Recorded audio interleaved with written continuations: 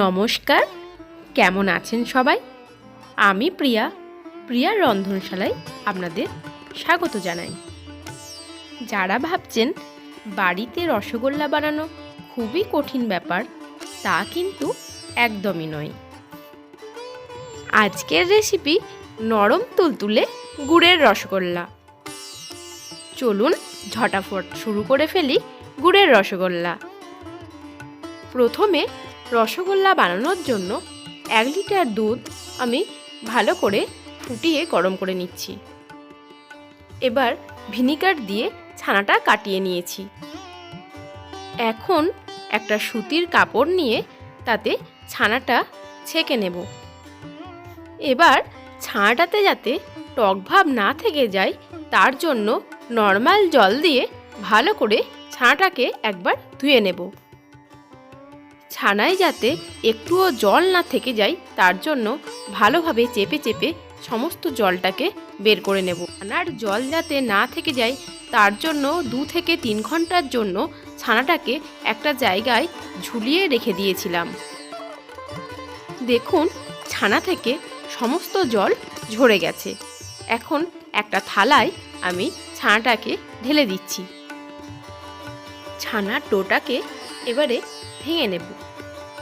এখন রস তৈরি করে নেব। রস তৈরির জন্য আমি 3 বাটি জল ব্যবহার করেছি। দিয়ে দিচ্ছি 100 গ্রামের মতো গুড়ের পাটালি, দিচ্ছি 1 বাটি চিনি। রসটা তৈরি হতে থাকুক। এখন আমি ছানাটা খুব ভালো করে মেখে নেব। ফ্লেভারের জন্য আমি দিয়ে দিচ্ছি একটুখানি এলাচের গুঁড়ো, আর বাইন্ডিংয়ের জন্য দিচ্ছি 1/2 টেবিল স্পুন ময়দা আর 1/4 টেবিল স্পুন অ্যারারুট। এবার হাতের তালু দিয়ে খুব ভালো করে ছানাটাকে মেখে নেব। ছানাটা মাখা হয়েছে কিনা বুঝবেন কিভাবে? দেখবেন এক সময় থালা থেকে ছানাটা আপনা আপনি ছেড়ে আসছে।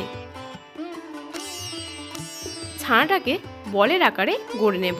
দেখবেন বলের গায়ে যেন ফাটল না থেকে যায়। একইভাবে সব রসগোল্লা আমি গড়ে নেব। রসটা ফুটে উঠেছে। এখন 2 চামচের মতো দুধ আমি দিয়ে দেব। চিনি আর গুড়ের মধ্যে যে ময়লাটা থাকে সেটা তোলার জন্যই এই দুধটা ব্যবহার করতে হয়।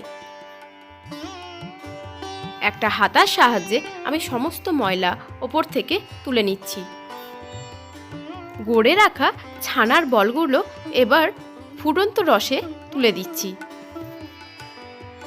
10 মিনিটের জন্য একটা ঢাকা দিয়ে দিচ্ছি। দেখবেন গ্যাস যেমন অবশ্যই হাই ফ্লেমে থাকে। 10 মিনিট পরে ঢাকা খুলতেই রসগোল্লাগুলোর সাইজ দেখুন একবারে ডবল হয়ে গেছে। রসগোল্লাগুলো পারফেক্ট হয়েছে কিনা দেখার জন্য একটা হাতার সাহায্যে রসগোল্লাগুলোকে তুলে একটু দেখে নিতে হবে। দেখতে হবে গায়ে কোনো ফাটল বা টোল আছে কিনা। আরও কিছুক্ষণের জন্য আমি রসগোল্লাগুলোকে ফুটতে দেব।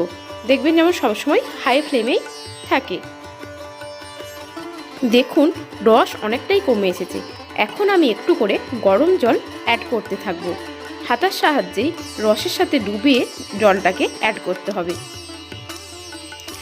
রসগোল্লা প্রায় হয়েই এসেছে। এখন আরও কিছুটা গুড় আমি অ্যাড করছি।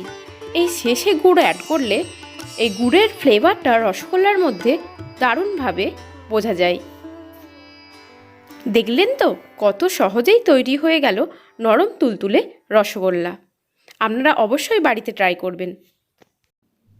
এই রেসিপিটি যদি আপনাদের ভালো লেগে থাকে আপনারা অবশ্যই আমার চ্যানেলটিতে একটি লাইক দেবেন, সাবস্ক্রাইব করবেন আর কমেন্ট করতে একদম ভুলবেন না। ভালো থাকুন, সুস্থ থাকুন। ধন্যবাদ।